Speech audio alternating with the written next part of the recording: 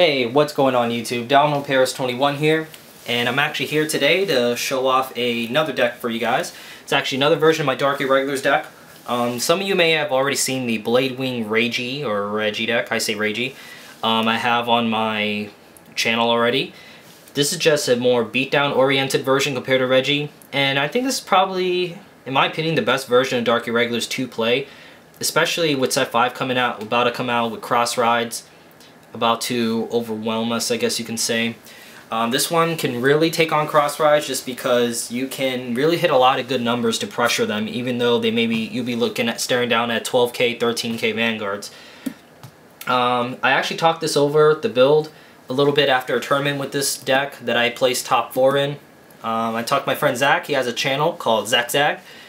Link will be around here, but definitely check him out, subscribe to him. He actually posted up a profile of this build. This one's going to be a little bit different from him, especially for the choices that we made for our bosses and other tech choices, but it's a really good build. Overall, it's very solid, and even without set 5, this is a really good solid build. So let's get to it. So first off, with your starter, you have your one greedy hand. Now, just to go over real quick, the whole point of this deck is to essentially abuse this card. Probably my absolute favorite Dark Irregular, Doreen The Thruster, because, I don't know, I think she's cool, the artwork's cool, and she's in a thrusting motion, which is, I don't know, it's cool. I like my Devil Girls, don't judge me. But yeah, every card you put in the soul, you gain 3,000 on her. So, Greedy Hand, for instance, he puts himself in the soul, and then you could selectively soul charge one card from your deck into the soul. So that's 2 cards. Doreen essentially will become a 12k booster for that turn. With a lot of the combos you do in this deck, you're going to essentially make her a 12k booster like every turn, especially late game when it counts. So you can really make a lot of pushes in the game, late game, for wins. Because the thing with Dark Irregulars is, the problem I found is that although their Vanguard is huge, it's very easy to block a Vanguard that's big. Either you say no guard, you guard early to take the hits later, or you conserve your perfect guards. And then the rear guards aren't really that pressuring, so Doreen makes it so that your opponent's more worried about the rear guards than the Vanguard. So you'll see why a little later as I explain more, but yeah, Greedy Hand. Then next up for the bosses, you have your 3 Amon. Whoops, SP goes on top. 1 SP. And 3 Abyss. I run 3 of each because these are your main 3 bosses you're going to be abusing in this deck. Sorry about the little shadows, it's a little glare here. Alright, so it doesn't really matter which one you ride first. They're both really good in their own respective, because Greedy Hand, you always have Greedy Hand as a free booster if you have to ride the Abyss, so keep that in mind. Now, you're always going to abuse both of them. Now, Dark Lord of Abyss is probably the most underrated Dark Irregular. I mean, his skill, I know, by himself is not as good because he's pretty much saying that you get to be this guy for a turn. But he hits 11k, which is good solid backbone, especially for how easy it is to make 20k columns in this game right now. And it's 2 free soul charges without using resources, so it's really good with Doreens. So you combo the Doreens, I mean, it's 12k. And especially with combined with other cards in the deck, late game, you can pump her up even more. So that's the idea with Abyss. Good solid rear guard too at 11k. And then late game, if I use up Abyss's Counterblast, I can just drop an Amon, make him swing big. I don't have to boost my Vanguard anymore.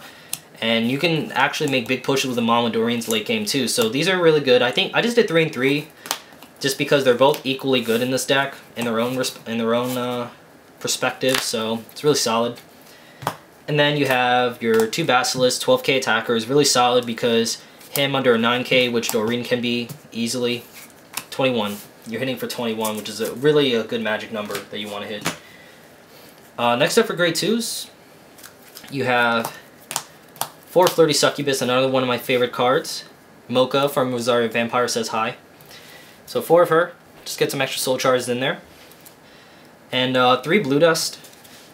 I just have Blue Dust in here, kind of like as a filler because Dark Soul Conductor's not out. Dark Soul Conductor, what he does is a grade 2, when he's put in the Guardian Circle, you soul charge 2. So that's really valuable. Blue Dust is okay because he does bait out shield because you don't. It's not essential just to soul charge a lot in this deck. It's more just to selectively soul charge during your main phase to use Doreens. I mean, that's really the only time you care about soul charging. But Blue Dust just gets you extra soul charges, and he does bait out some shield from your opponent because they don't. For some reason, a lot of people I playtest with, they don't like seeing him hit. I don't know why. It's just that mentality of Dark Irregulars. And then you have 3 of the Grade 2 Amon.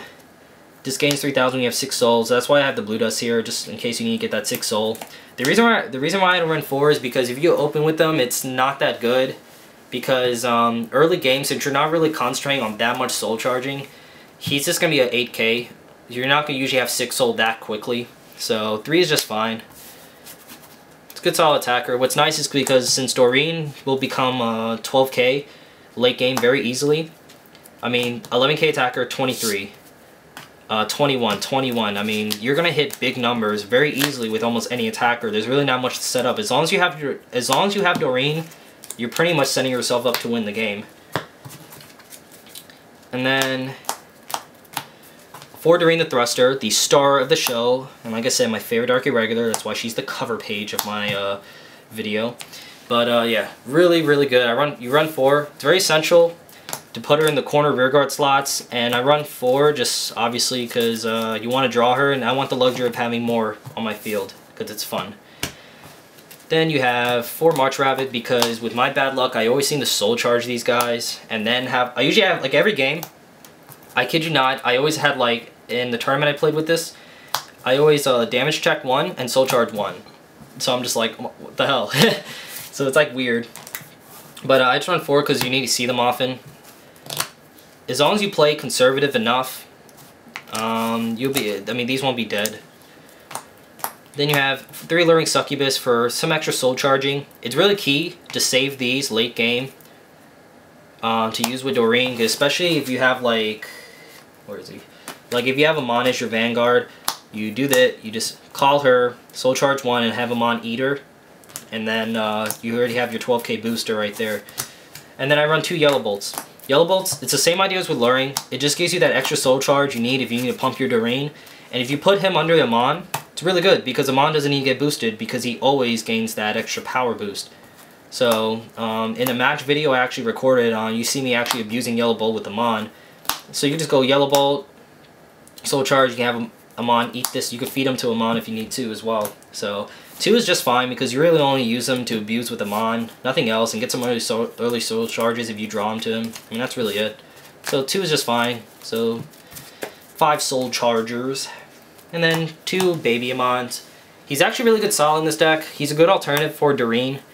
If you don't have a Doreen, so he's a 9k booster and attacker, so you can even put him behind Doreen, hit for 21, which is really good. So I like him. And then my trigger lineup should be pretty standard. 8 crit because you need it back. Because with all that power you essentially put on your field, you need the extra damage to back it up. 4 draw, 4 heal. Now, just to go over something real quick, with set 5, we're actually going to get a new draw trigger, Hysteric Shirley, which you put her in the soul to soul charge 1, so that's 2 free soul charges to abuse her Doreens. The lineup I'm actually planning to do is because I always have bad luck soul charging my heals, is, don't judge me on this, but I'm going to take out 1 heal, 1 of these guys, because I like abusing these guys late game, and add 2 draw triggers, so just put 2 Mad Hatters and 4 Hysteric Shirleys. The reason being is having extra draw triggers to feed them on is always good. Like extra free cards you get, especially in damage check, and you feed it to Amon, you're actually plussing for yourself anyway.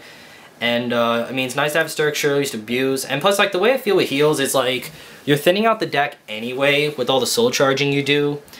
So you will see them. I mean, I still see them when I was testing out this trigger lineup with proxying the other cards. I mean, I still saw my heals because I still thin out the deck. So, and I'm not worried too much about healing. I mean, if I heal because I'm more worried about beating my opponent down for game before he has a chance to do anything. I mean, that's just what this deck is capable of doing. So, that's just a thought I'm planning to do for my trigger lineup. So, there you have it, guys. I actually took this deck to my locals, I guess a week or so ago. Came in top 4. Probably could have done better, but, you know, whatever. Top 4. Still good. So yeah, it's a really good solid build. It's really strong, very powerful. It's very overwhelming to your opponent too. Especially once they realize how big your Doreens get late game. But yeah, so definitely give a thumbs up to this video. If you like what you saw, if you want to see some more matches with this, Definitely check out my friend Zach's channel, Zach Zag. Subscribe to him. You'll definitely learn a lot from his channel, from the content he posts. And I think that's pretty much it. So other than that, guys, thank you guys for watching. Don't forget to comment, like, subscribe, and I'll see you guys later.